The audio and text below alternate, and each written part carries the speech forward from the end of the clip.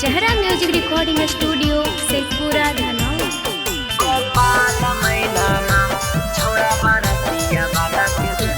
हाला होलै बड़ी जोर मचल है गौआ में सुर।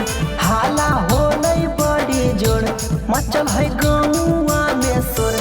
बतिया जानो ही कि नहीं छौड़ा रतिया वाला रे। छौड़ियन देसावा के लेला कई बार रतिया वाला रे। छौड़ियन जलिया के लेला कई बार रतिया वाला रे। छौड़ियन जलिया के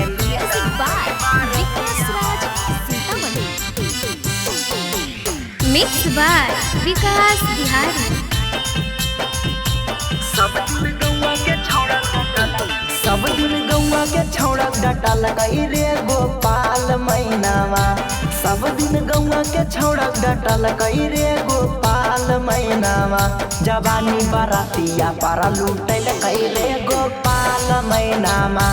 छौड़ा बारातिया वाला के देला कई रे गोपाल मैनावा। ले जा खरियानी में हल सुतैले देखल कैसा रातिया वाला ना।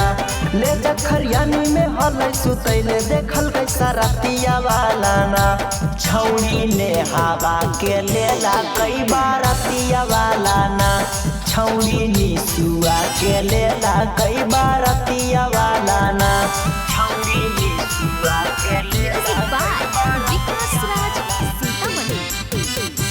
जहरा music recording studio Sheikhpura Dhanaur. माजा बरतिया वाला मरल कई बदला गौआ हो जैते। माजा बरतिया वाला मरल कई बदला गौआ हो जैते। अगर जदी जो छौड़ी के एगो कुमारे में बउआ हो जैते। अगर जदी जो छौड़ी के कुमारे में एगो बउआ हो जैते। छौड़ी के अभियो गल पदागी है विकास के दतिया वाला ना।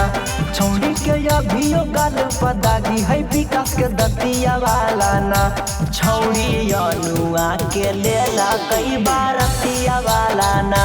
छौड़ी दीपलिया के लेला कई बार रतिया वाला ना।